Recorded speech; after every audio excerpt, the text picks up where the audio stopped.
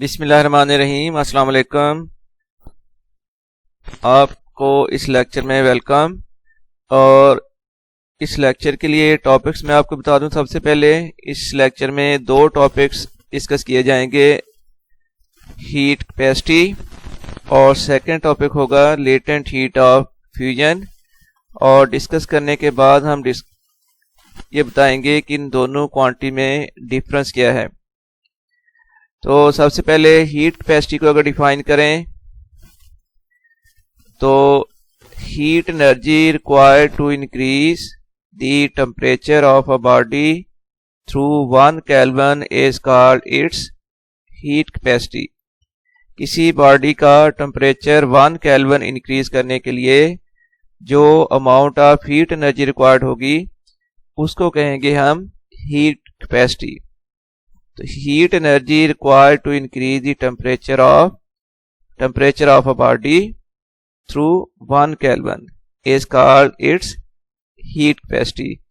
इसको मैथमेटिकली अगर लिखा जाए तो amount of heat delta Q given to the substance to increase its temperature through delta T depends upon two factor. तो अगर हमने किसी बॉडी को, किसी सब्सटेंस को हीट सप्लाई करनी है डेल्टा क्यू और उसका टेम्परेचर इंक्रीज करना है थ्रू डेल्टा टी, तो फिर हमें उसको कितनी एनर्जी सप्लाई करनी पड़ेगी। ये अमाउंट ऑफ हीट जो है ये दो फैक्टर पर डिपेंड करेगी। नंबर 1 होगा मैस ऑफ द सब्सटेंस। तो ये amount of heat directly proportional होगी मैस ऑफ द सब्सटेंस। कम मैस, बॉडी का कम मैस है तो कम हीट रिक्वायर्ड होगी, और अगर बॉडी का मैस लार्ज है तो उसके लिए फिर टेम्परेचर इंक्रीज करने के लिए large amount of heat required होगी। जैसे 1 किलोग्राम कोई लिक्विड, कोई सॉलिड है, उसका टेम्परेचर इंक्रीज करने के लिए अगर हीट रिक्वायर्ड होगी तो जब उसका आप मैस डबल कर दोगे तो फिर डबल मैस के साथ उसका सेम टेम्परेचर इंक्रीज करने के लिए अब अमाउंट ऑफ हीट भी डबल हो जाएगी। दूसरा फैक्टर जिस पर ये अमाउंट ऑफ हीट डिपेंड करेगी वो है इंक्रीज इन टेम्परेचर। अगर आपने बॉडी का टेम्परेचर कम इंक्रीज करना है तो लेस हीट रिक्वायर्ड होगी, और अगर आपने मोर टेम्परेचर इंक्रीज करना है तो उसके लिए large amount of heat required होगी। फॉर एग्जांपल, अगर किसी बॉडी का टेम्परेचर डेल्टा टी इंक्रीज किया जा रहा है, इसको अगर चेंज इन टेम्परेचर को डबल करोगे आप तो फिर अमाउंट ऑफ हीट रिक्वायर्ड भी आपको डबल करनी पड़ेगी। इसका मतलब है कि amount of heat given to the substance is directly proportional to mass of the substance and increase in temperature. इन्हीं दोनों फैक्टर्स को अगर हम मैथमेटिकली लिख लें तो delta Q is directly proportional to M, और फिर delta Q is directly proportional to change in temperature delta T. इन दो प्रोपोर्शनैलिटीज को अगर हम कंबाइन कर लें तो कंबाइन करने के बाद डेल्टा क्यू डायरेक्टली प्रोपोर्शनल आ जाएगा एम डेल्टा टी, या हम यहां पर कांस्टेंट एक लगा दें तो डेल्टा क्यू इक्वल टू आ जाएगा सी एम डेल्टा टी। और इस इक्वेशन में C क्या है? C is the specific heat capacity of the substance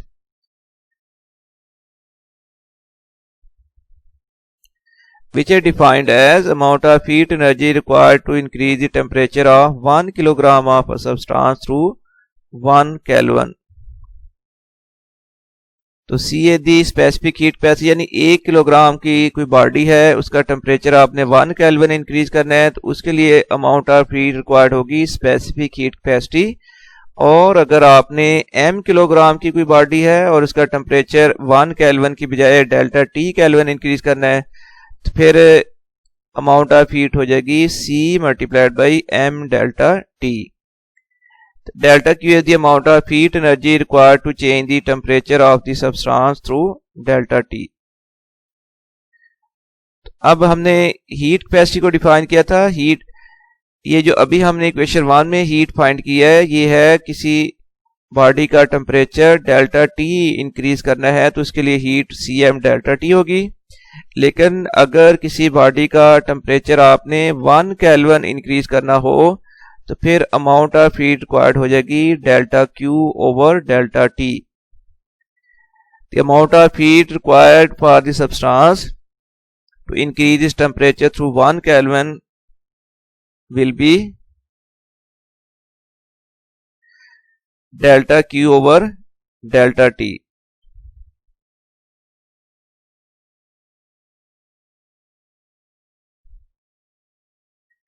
अब हम delta Q over delta T की वैल्यू फाइंड करेंगे from question 1। Delta T equals to C M delta T और delta Q over delta T equals to आ जाएगा C M. ये delta Q right side में था, लेफ्ट साइड में आके ओवर में आ गया, तो delta Q over delta T equals to आ जाएगा सी एम। और इसको हम लिख सकते हैं delta Q over delta T equals to M C. तो delta Q over delta T बचो आ गया है एम सी, एम मैस और सी है दी स्पेसिफिक हीट कैपेसिटी।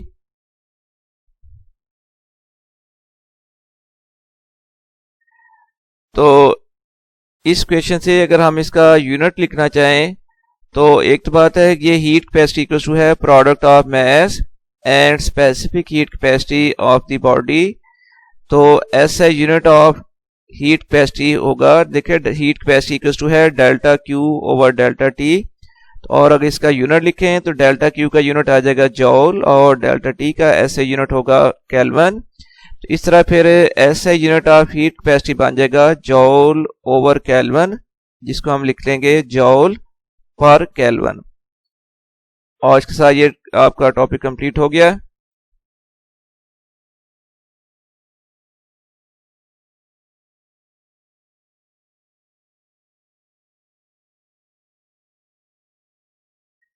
हमारा नेक्स्ट टॉपिक है लेटेंट हीट ऑफ फ्यूजन।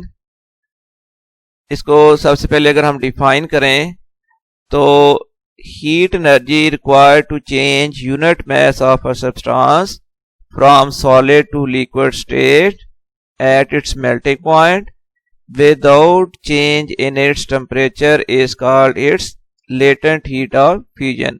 यानी किसी 1 किलोग्राम सब्सटेंस को सॉलिड से लिक्विड में कन्वर्ट करना है उसके मेल्टिंग पॉइंट पर, उसके लिए जो अमाउंट ऑफ हीट रिक्वायर्ड होगी that is named as latent heat of fusion. तो heat energy required to change unit mass का मतलब होगा 1 किलोग्राम। तो या आप ये लिख लें heat energy required to change 1 kilogram of a substance from solid to liquid state at its melting point without change in temperature is called latent heat of fusion. और इसमें टर्म फ्यूजन आई है, melting point आए हैं, इसको हम सबसे पहले discuss करेंगे।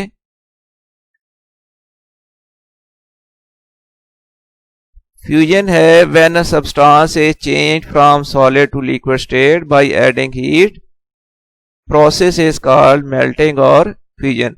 यानी फ्यूजन सिंपली किसी सब्सटेंस के सॉलिड से लिक्विड में कन्वर्ट होने के प्रोसेस का नाम है। फॉर एग्जाम्पल जब आइस को ओपन एरिया में रखा जाए तो आइस मेल्ट होती है, ये सॉलिड से लिक्विड में कन्वर्ट हो रही होती है। इस प्रोसेस को हम कहेंगे फ्यूजन ऑफ आइस या फ्यूजन ऑफ सॉलिड। और फिर इसके बाद melting point,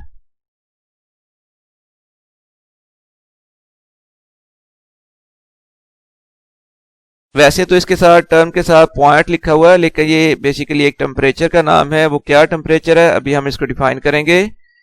the temperature at which a solid starts melting is called fusion point और मेल्टिंग पॉइंट। तो वो टेम्परेचर है जिस पर कोई सॉलिड मेल्ट होना स्टार्ट कर ले, उस टेम्परेचर का नाम होगा मेल्टिंग पॉइंट और फ्यूजन पॉइंट। हम मेल्टिंग पॉइंट तो कॉमन टर्म यूज करते हैं लेकिन इसी का नाम फ्यूजन पॉइंट भी है। जैसे आइस का जो फ्यूजन पॉइंट है वो 0 डिग्री सेंटीग्रेड है। तो when the process is reversed, अगर हीट सप्लाई की गई थी सॉलिड को तो उसकी स्टेट सॉलिड से लिक्विड में कन्वर्ट हो गई थी। अब अगर इसका रिवर्स किया जाए, लिक्विड से अगर हीट रिमूव की जाए, इसको कहेंगे रिवर्स प्रोसेस। तो मेल्टिंग जो है वो डायरेक्ट प्रोसेस है और जब लिक्विड को आप दोबारा सॉलिड में कन्वर्ट करोगे, यानी किसी सब्सटेंस से हीट आप रिमूव करोगे, तो ये इसका रिवर्स प्रोसेस हो जाएगा। तो व्हेन द प्रोसेस है reverse and a liquid is cooled it changes into solid state. और जब एक लिक्विड सॉलिड स्टेट में कन्वर्ट होता है तो इस प्रोसेस कहते हैं freezing. Temperature at which a substance changes from liquid to solid state, it's called freezing point। जैसे लिक्विड को अगर ठंडा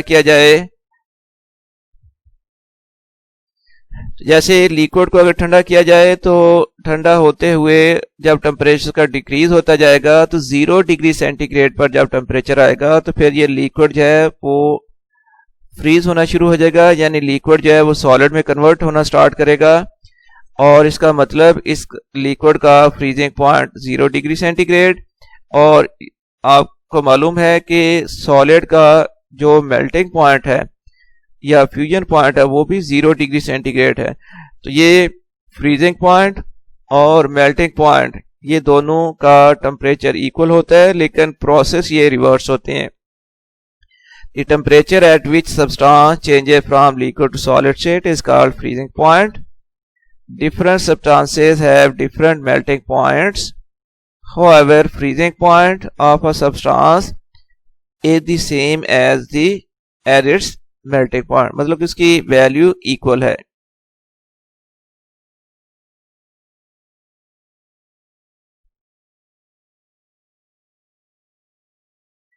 और अब हम डिस्कस करेंगे इसकी mathematical form latent heat of fusion की। The amount of heat delta Q F required for the fusion of a substance of mass m is, तो ये टोटल अमाउंट ऑफ हीट